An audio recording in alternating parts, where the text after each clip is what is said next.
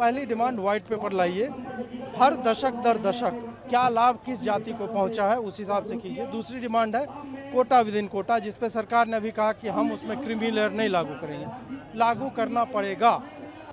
दूसरी डिमांड जो है हमारी वो ये है कि कोटा विद इन कोटा हो, जिस पे गवर्नमेंट ने अभी जस्ट बोला है कि हम क्रीमी लेयर जो है हम नहीं लागू करें। क्यों नहीं लागू करोगे आप? ये कितनी अब्सर्ड बात है कि सरकार उन कुछ दलित नेताओं के आगे झुक रही है जो दलित नेता केवल अपने जाति समूह की बात, जाति की बात कर, जाति समूह की बात, राजनीति उनकी दलित की है, लेकिन एक्चुअल में लाभ केवल और केवल अपने दल को पहुंचा रहे हैं। तो हमारा ये कहना है कि भाई कोटा विद इन कोटा होना चाहिए। 15% SC है, उसमें 3% उनको कर दो जिनको अभी तक मिलता रहा है, सबसे अधिक मिला है।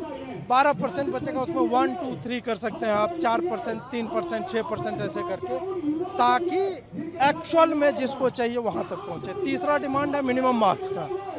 मेरिट से कॉम्प्रोमाइज करके आप विकसित भारत का स्वप्न नहीं बेच सकते। अरे प्रभु, इन लोगों को हर चीज में राजनीति ही दिखती है। क्यों संग बीजेपी और हम लोग नहीं है क्या एनडीए में? और ये आरक्षण किसी के कहने से समाप्त होने वाली चीज है क्या? संवैधानिक अधिकार है ये। आरक्षण किसी को दी हुई खैरात नहीं है, ये संवैधानिक अधिकार है और दुनिया की कोई ताकत आरक्षण को कतई समाप्त नहीं कर सकती है। और जो लोग इसको समाप्त करने की सोच रखते हैं, कभी समीक्षा के माध्यम से, कभी सुधार के माध्यम से, उनको संभवतः ये पता ही नहीं है कि आरक्षण क्यों जरूरी है। आप जब शेड्यूल ट्राइब्स की आप बात करते हैं, बहुत आसानी से कह देते हैं कि भाई इन लोगों को क्यों आरक्षण के साथ जोड़ा जाए, बट आज भी ऐसी घटनाएं होती हैं। खड़गे साहब के साथ क्या हुआ था? उस मंच पर गए थे, उस मंच का शुद्धिकरण किया गया ना। आज भी एक दलित युवक को घोड़ी पे चढ़ने से रोका जाता है, एक दलित लड़के को बारात निकालने से रोका जाता है। बड़े बड़े नेता जब मंदिर जाते हैं तो मंदिर को गंगा जल से धुलवाया जाता है। तो ये भेदभाव तो आज भी हो रहा है ना। और ये वही अनुसूचित जाति है जो छुआछूत का शिकार रही है। भारत के संविधान में जब आप शेड्यूल कास्ट को देखते हैं, ये ऐसी कास्ट है जिनको शेड्यूल किया गया है, जिनका आधार छुआछूत था, जिसकी वजह से इनको गांव से बाहर रखा जाता था। इनको छूना तो दूर की बात है, देखना तब पाप माना जाता था।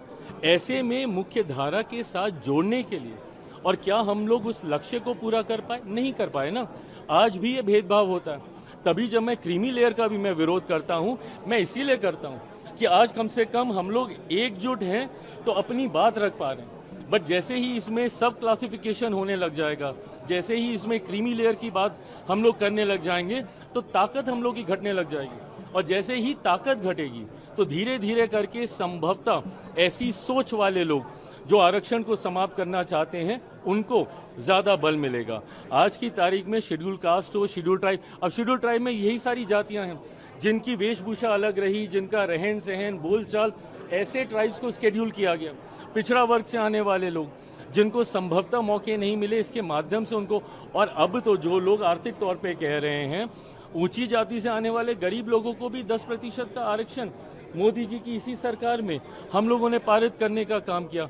तो जो लोग ये सोच रखते हैं कि आरक्षण पे चर्चा होनी चाहिए, सुधार होना चाहिए, समीक्षा होनी चाहिए, बाबा साहेब की सोच से बनी हुई ये व्यवस्था है और दुनिया की कोई ताकत इसको, और मैं जब तक हूं, मैं इतना तो मैं पूरे गारंटी के साथ कह सकता हूं कि जिस सरकार में चिराग पासवान है, रामविलास पासवान जी का बेटा हूं, कतई इस व्यवस्था को बिगड़ने नहीं दूंगा। देश दुनिया की ताजा खबरें और वीडियोस के लिए अभी डाउनलोड करें पत्रिका ऐप।